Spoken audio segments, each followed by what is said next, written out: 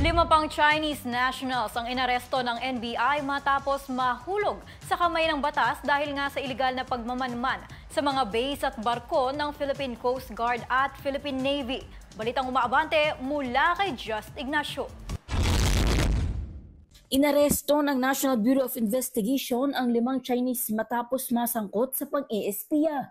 Sa pulong balitaan na ginanap sa tanggapan ng NBI kahapon sa Pasay City, hinarap ng ehensya kasama ang AFP at Bureau of Immigration ang mga suspect at ang mga high-tech na ginagamit ng mga ito upang makapang-espiya sa naval at maritime assets ng Pilipinas.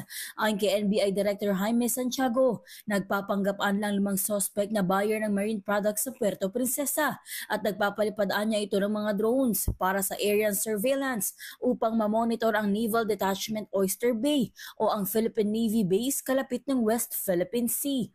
Natukoy 5 Chino na pawang miyembro ng Kaohsiung Volunteer Group of the Philippines at Philippine-China Association of Promotion of Peace and Friendship Incorporated.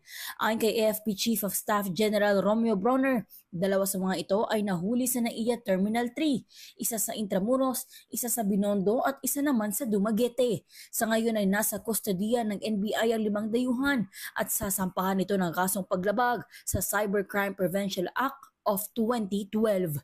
Ako, si Just Ignacio ng Abante Radyo. Ito ang balitang mabilis, mabangis, walang mintis.